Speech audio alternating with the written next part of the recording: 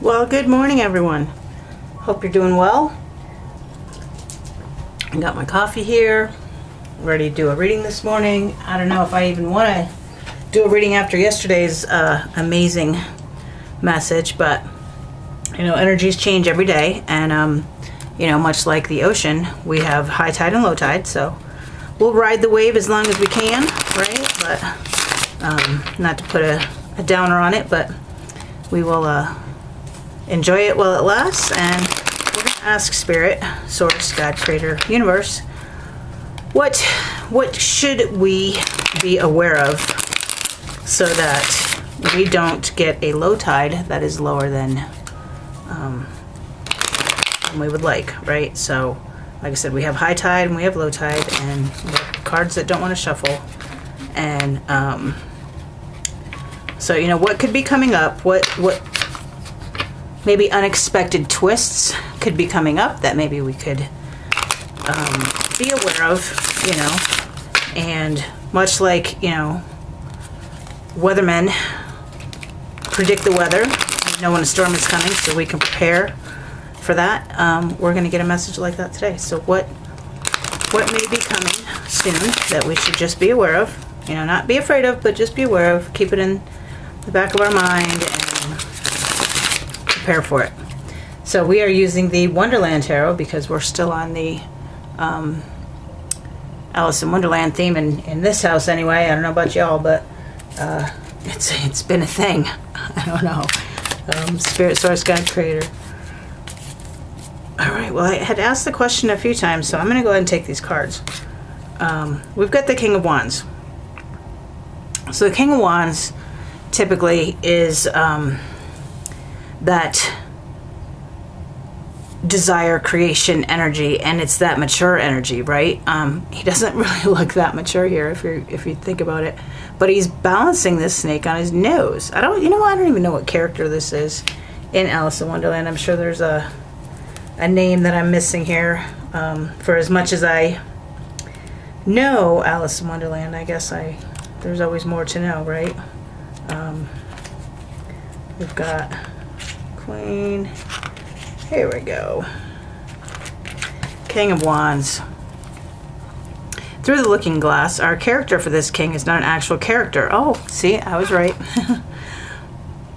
But a character in a poem that the caterpillar asked Alice to perform. As with many of the poems in the text, it's a nonsense version of an actual poem. A young man asks his father, a hearty and hale older man, a series of questions.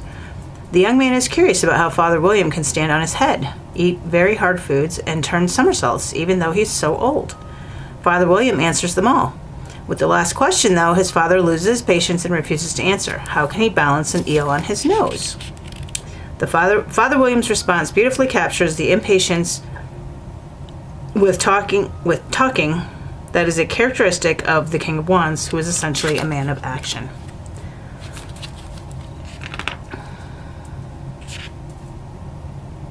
Okay, down the rabbit hole. In reading, the King of Wands is someone who can be charming and was willing to share the secrets of his success.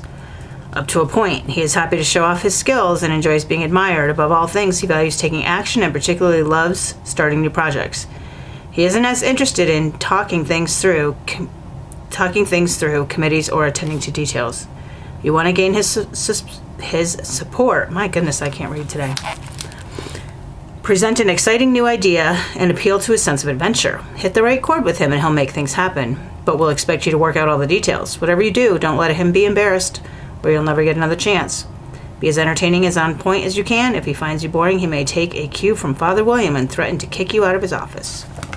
So, yeah, I mean, I had said creation and desire energy, but they're saying action with the King of Wands. I see he is balancing the eel on his nose. I don't know that there's any significance to that I'm not aware of. He's holding his crown right, though, but he's not wearing it. So he knows enough as a king that if he's going to balance this eel on his nose, then he's going to need to remove his crown, because if he tilts his head back, it's going to fall, right? So he's protective. I think he knows when to take it off and when not to, right? So he understands in the balance of everything that sometimes he has to take that king hat off, right? And he's holding his wand, I would go so far as to call it a magic wand, in his right hand, which is his right side is his action side, right? The left side is the receiving side. And if you think about it from a king's perspective, a true king, a king that is worthy of the title that he wears, that he holds, holds, he knows that power is not demanded. It is bestowed upon him, right? And it can be taken away. And he treats it with respect. He knows when to hold them, knows when to fold them. But he understands that he's there to serve others. Yeah, right. He's not there to serve himself. He's got to take care of his kingdom, which in this card, I don't really see a kingdom, obviously. But it doesn't mean it's not there.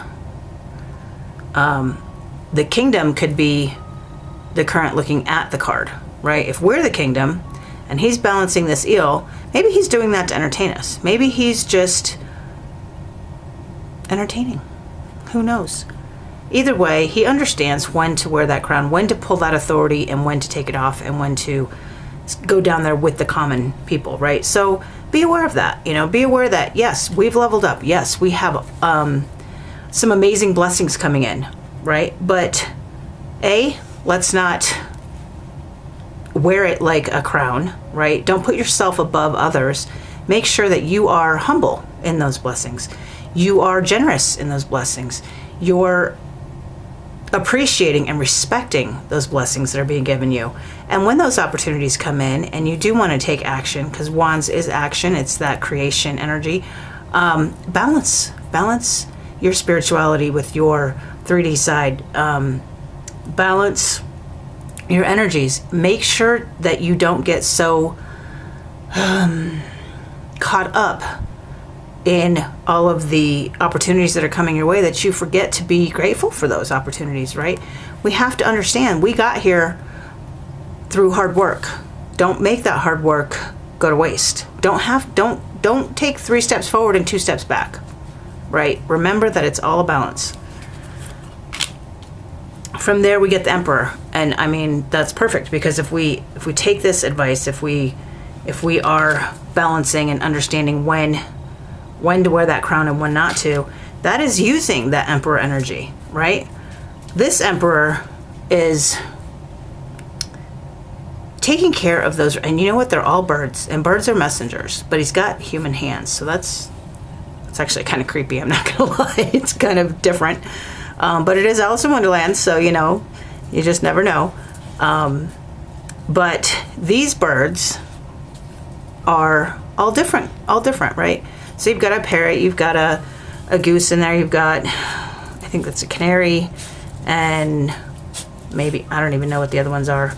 But that number 4 energy, that Emperor energy, is just... Stop, you guys. My dogs are going insane over here, you guys. I read something this morning, actually, while I was meditating, that dogs can feel the energy more than we can. And these dogs are just freaking losing it. I'm about to turn the camera and show you, but they're like climbing up my freaking legs over here. Anyway, Emperor energy is... The Emperor is the embodiment of all 4 kings, okay? So he's got that King of Wands, King of Cups, King of Pentacles, and King of Swords, all embroiled into one Emperor, right? He's understood, absorbed, and displays the mature energy for all 4 suits in the tarot. I am going to actually go ahead and read from the book, at least a little bit, because as I mentioned yesterday, you just never know what the author intended with these pictures. Excuse me. My sage is going crazy. I think there's, I don't know, something's going on in my room today. We'll see. Emperor. So, in the Emperor, through the looking glass, after the terror of swimming around in the pool of tears that Alice cried when she was very large, she's much smaller now, a collection of creatures make their way to the shore. They're all soaked through and very miserable. After a failed attempt to generate dryness by a mouse who attempted to the feat by sharing a very dry bit of history, the dodo takes over the situation like a true leader. First, he organizes a caucus race, marking out a vague shape for a track and placing the participants randomly on it. There was no official beginning. Rather, the creatures all ran whenever they liked and stopped whenever they wanted. After a half hour, the dodo proclaimed the race is over. Although it took him some time to determine who won, because they had all won and all required prizes, it took no time at all to determine who should provide the prizes. Alice, of course. So in this case, if with the race, right, if they're all running whenever they want and stopping whenever they want, then who are they really racing against? They're racing against themselves, right? And the emperor understands that. He understands that it's not a competition amongst his subjects or whatever, right? He understands that they're all on their own timelines. They're all on their own paths, if you will. And even it says in the book, the path, he didn't know where it started or where it ended. And this emperor energy, if you're going to embody this, understand that other people are on a different path from you. A lot of times, like when I was real early in my spirituality, I wanted to shove stuff down people's throats. I really did. And not because I thought I was better. I just wanted to share the knowledge. I wanted to bring the whole world with me where I was going, until I realized it may not be for them. They might be on a different path. They might be here for different lessons. What is here for me. What I notice is for me. Spirit, God, Source, Creator speaks my language. And that emperor energy understands that and appreciates that and lets everybody be who they're going to be without judgment, right? Without judgment, without telling them they're right or wrong. They just are.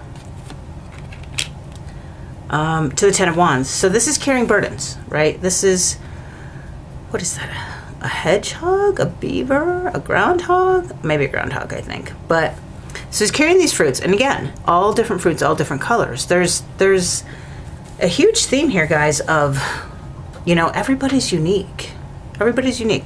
Now, in this Ten of Wands, he's carrying these burdens, but he doesn't seem particularly weighed down. In the normal rider weight, that the wands would be in front of him, it's blocking his view. It's not letting him see what's coming. And I think even because we asked for the reading, can you tell us, can you predict the weather, if you will? Burdens will come, but you'll handle them with grace and ease. We can't escape burdens in this lifetime. We just can't. I mean, that's part of what we came here to learn. The difference is now we're putting them on our back where it's easier to carry than as opposed to in front of you, right? And we can see where we're going. And we're still pushing it. We're still taking care of our responsibilities. This is us. This is our responsibilities. These are other burdens, right?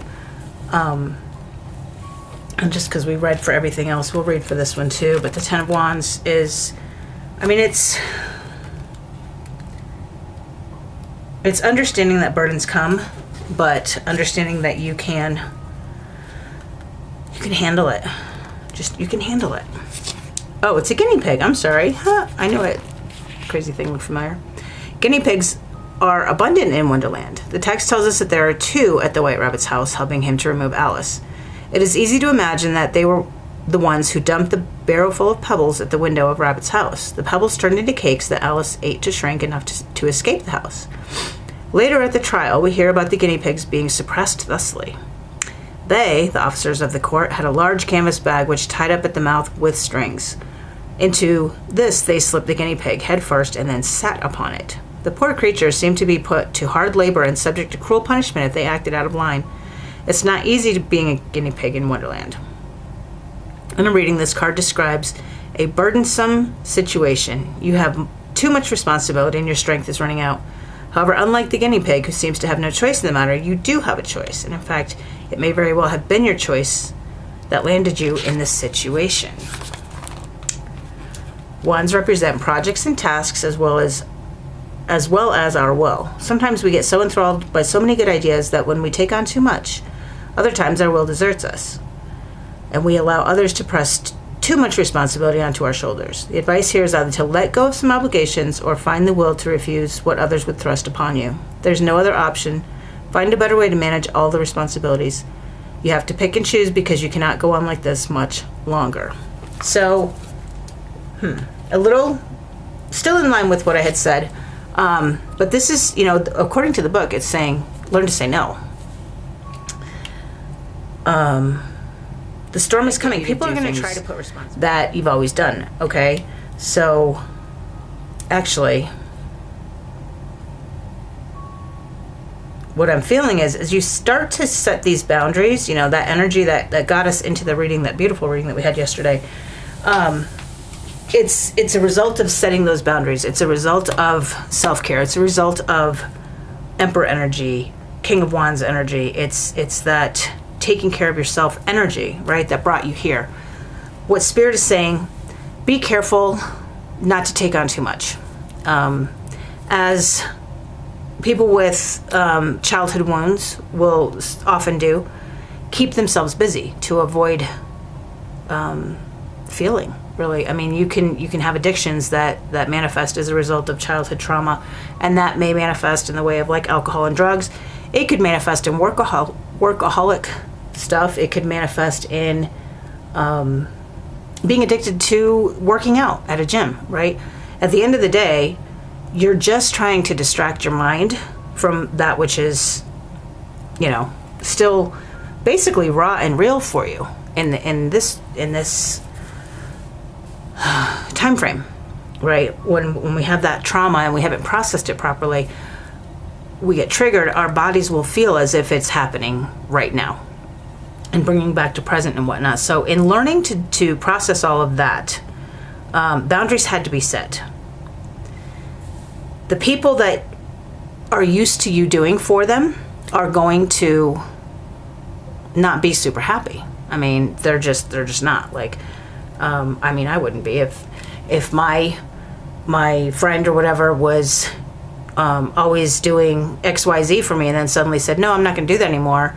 I'd be like, what the heck? Why are you changing the rules now? What's up with that, right? So there's going to be resistance, you know. They say you can't teach an old dog new tricks, but I say you can. It's just going to take a little longer. It's going to be a little harder, right? It gets darker. Darkest before the dawn. It gets, what do they say? What is that saying? It gets worse before it gets better. Like all of those things, right? So be aware that that's coming. And don't take their burdens just because you want to keep the peace, just because you want people to continue to love and like you or whatever. But if they really love you, really, really love you, then those boundaries will be respected without question. And they'll just be like, yeah, that's cool. Okay, no worries. I understand. I get it. So just be aware that they're coming. Be aware that burdens, take care of yours first. Yours first. And if you have the time, if you have the energy, if you have the bandwidth to take on somebody else's and you wish to do that without expecting anything in return, if you're doing it from a place of pure intention, then by all means, take it if you think you can. You know, some people can handle more responsibility, more burdens, more whatever than others. And we're here to help each other out. We're not here to tear each other down. We're here to lift each other up, right, guys? I mean, we're trying to raise the collective consciousness, raise the vibration of the world. And we don't do that by stepping on someone else's head to get ahead, right? We do that by reaching down and pulling them up with us. But we do that understanding that they might not be ready. They may not be ready to come up to where we are, you know? These birds are all different sizes. Some are walking, some are, this one's in a waterfowl, this one's flying, like even the trees behind. They're not all perfectly the same, right? And understanding that even though we're trying to change the world and we're trying to help everyone raise the vibration of the planet, we're helping everyone to come into a place of pure unconditional love, we're helping everyone come to the 5D, they still have to come at their own rate. We hold space for them. We wait for them. We meet them where they're at. Maybe we take a couple steps back to sit with them. But that doesn't mean we lower our vibration permanently, right? Maybe we sit with them in our higher vibration and just let the energies meld and mix. And maybe some of our energy can blend with theirs to help them. But at the end of the day, it's about understanding that we all came here for our own reasons. We all came here for our own lessons. And we need to focus on ours. And if we can help others with theirs, great. If we don't have the time or the bandwidth, well, you know what? That's okay too. Maybe we can find someone who can. Or another thing, it may be that the more help they get with that lesson, the longer that lesson takes for them. So you might actually be taking their lessons away from them. And I'm sure that's not what you want to do. I guarantee that's not what you want to do. It's not what I want to do. It's like that parent who has to let their kids go when they turn 18 or 20 or whatever, watching them fall and not preventing the fall. Being there so that when they reach up to get your hand, to pull them up, to ask for help, you offer the hand. But you don't have to be the safety net. You can let them fall. It's their lesson. It's what they came here to do. And they don't learn otherwise, right? And if they never learn, what are they going to do when you leave? My Aunt Norma's telling me that all the time. What are you going to do? What are your kids going to do when you die? You're not going to be there to take care of them forever. So teach them how to take care of themselves. And she's been preaching that to me for years. And, it took me a while to get it, but I got it, Aunt Norma. I got it. Anyway, can we get some more information about these burdens? What are these burdens that we may or may not want or feel the need or feel obligated to take? Justice. Wow. Wow. King and Queen of Hearts. But the Queen is holding the sword upright, and the King he looks pretty scared, doesn't he? Look at him. That's hysterical. So, actually, I'm going to read it. It says on the card, I'm going to read it from right here. By the Queen, a proclamation. How know ye that we are graciously extending our grace and Mary to grant our free royal pardon. Sorry, it's really tiny, guys. All sentences are to be commuted by Her Majesty's command. So she has forgiven everyone, right? She's saying, nope, everything forgiven, done. And justice, if you think about justice, what is justice? That's when, something that's, I guess people would call it karma, right? I don't even know if I want to try to read how tiny that is. Not going to try to read that. Anyway, action side with the King. Your masculine energy is the action side. Your feminine energy, although it looks a little scary in this card, is the receiving side. Receive the commuted sentence, whatever that means. And not means. When you commute a sentence, you are not necessarily forgiven, but your punishment is over, right? You've done something wrong. You're serving time or whatever. Maybe you're in prison, blah, blah, blah. And the governor, or in this case, the Queen of Hearts, commutes your sentence. She's not saying you're innocent. That shit's going to stay on your record. But she's letting you out of jail. She's saying, okay, you've served enough time. I think you've paid your dues, whatever, blah, blah. Everybody gets to go home.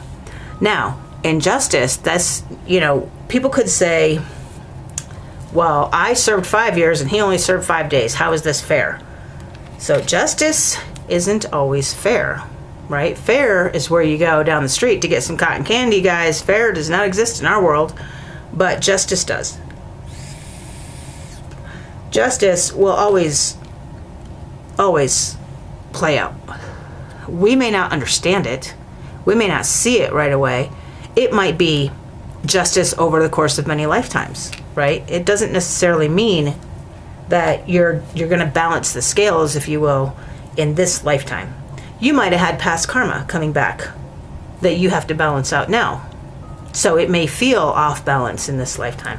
I don't know. I wasn't in your past life. Maybe I was. Who knows? Maybe I was in all your past lives. That would be pretty cool.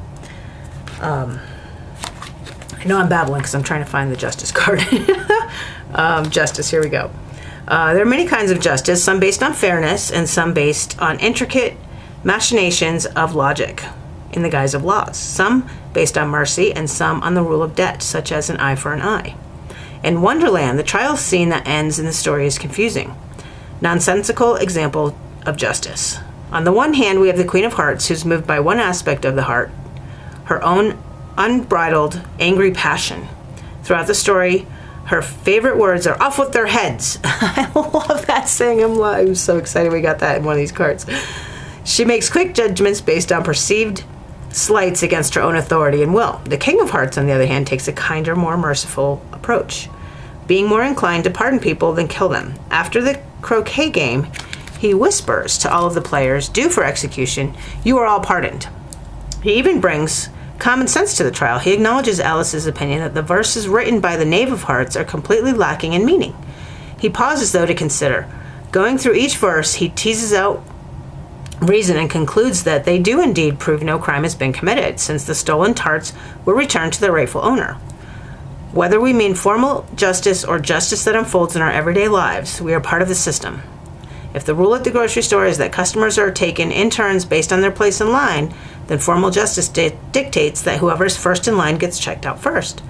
However, if you're in line and a woman behind you has her hands full with restless children, items to buy, and a purse being overturned by a bored child, are you thwarting justice by letting her cut in front of you, or are you exhibiting a more merciful expression of justice? So that is interesting, guys. I'm actually really glad I read that, because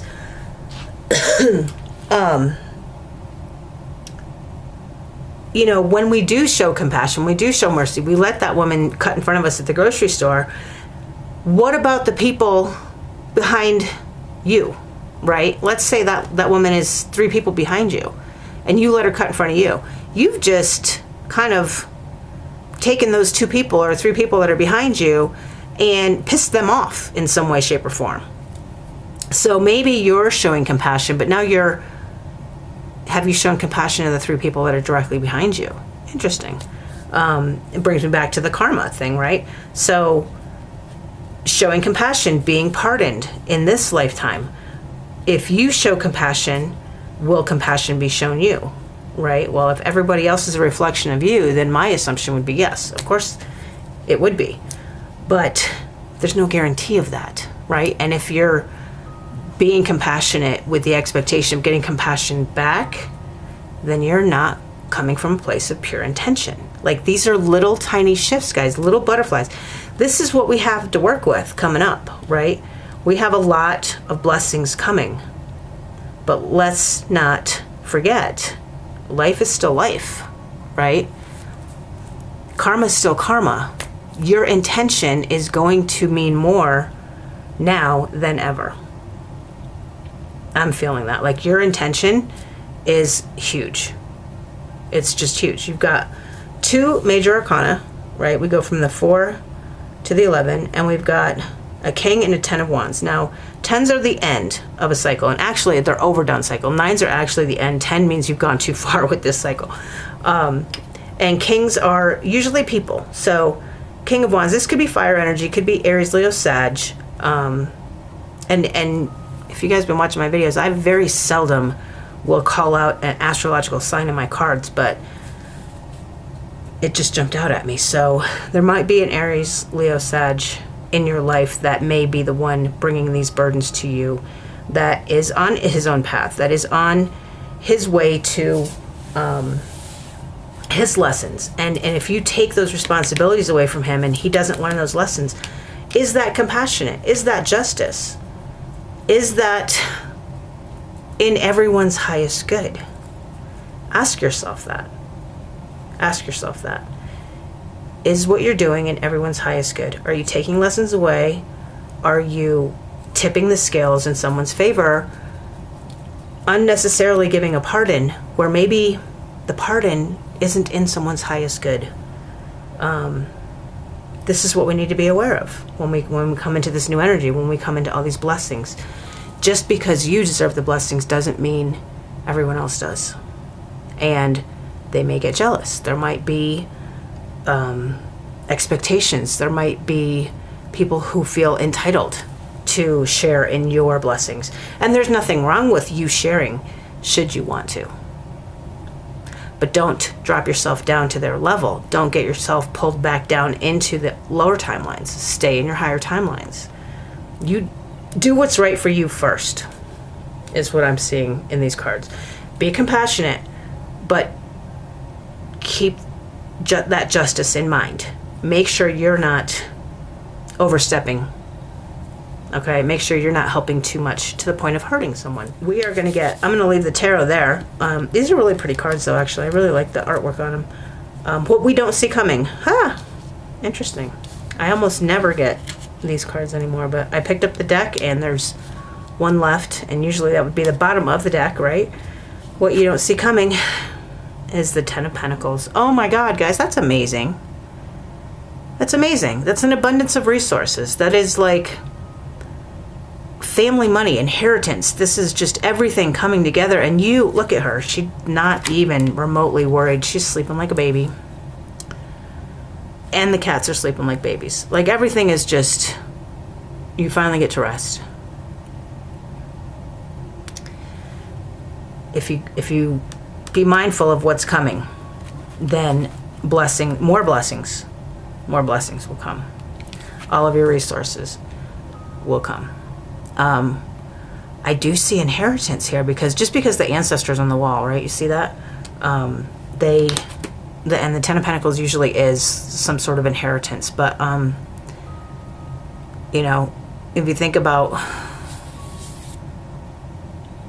our ancestors, right? So this is one set of grandparents, maybe on mom's side, and this is a set of grandparents on dad's side. But then there's this one in the center. I don't know who she would represent necessarily, but it's an abundance of resources.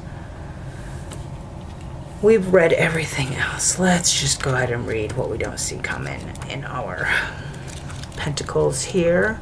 I will say I appreciate the fact that they didn't change the suits on me. A lot of times they do in these decks, these fun decks, but we work with it, right? We do what we got to do. In the text, Alice's sister is mentioned. Oh, sister. That could be a sibling. I didn't think about that. In the text, Alice's sister is mentioned, but not any other family member specifically. Instead, Dinah, Snowball, and Kitty are her closest companions from this world that show up in the stories. In Wonderland, Alice's sister imagines what waking world sounds inspired. Alice's dream. What waking world sounds inspired Alice's dream. In Looking Glass, Alice does her own analysis, perhaps showing that she is indeed growing up and becoming more self-reflective. Alice talks to the kittens as if they are people trying to find answers to some of the questions that plague her. In a reading, this card shows up and shows the gifts of a stable and loving family, the value of legacy, and the comfort of tradition. While we all know too well that family often brings obligations and dysfunctions that we'd rather do without, we also know that our ancestors and our current families also benefit us. This card reminds you that those benefits, to honor them, reminds you to value those benefits, to honor them with your own life. Throughout this suit, we've seen how the material and spiritual worlds are bound together. This is true here too. Material and spiritual stability, our life and life, are important gifts that family members give each other. If this is not true in your life, this card is asking you to change that. Well, I think it's coming. I think your spiritual world and your material world and your abundance, because abundance can mean things more than just money, they're about to pay off. You're about to be blessed again by all of that. Beautiful reading, guys. Let's get some of these fun cards. I like those cards we used yesterday. They were pretty neat. It's these, and we'll just get some advice for today. We'll get the advice for today. Now that we know what's coming. And I get one card for advice for today, please. One card for advice. One card for advice, please. There we go. Embrace your sensitivity. Your sensitivity is the sacred gateway to your intuition. It's that special receptive radar that picks up energy and signals. In fact, your sensitivity is one of your greatest assets and the key to your survival. The more you connect with it, the more miracles and synchronicities you'll attract. Yeah, guys. Well, it's very yellow, if you notice. A lot of yellow, a lot of yellow. Yellow is our solar plexus. It is above your belly button, right above your belly button, and it's your gut instinct. if you embrace your sensitivity, if you open yourself up, if you trust your gut instinct, then, according to the card, the more miracles and synchronicities you'll attract. So, do what your gut tells you to do in these situations behind here, right? Do what you think is right with pure intention, and you can't go wrong, right? You can't go wrong. Everything will come together for you. But be aware. Don't be so on guard that you're building walls and cutting people off, but just be aware. Keep it in the back of your mind, right? Pay attention to the red flags. All right, guys, I'm going to leave it there. I love you so, so much. We'll talk soon. Much love and light.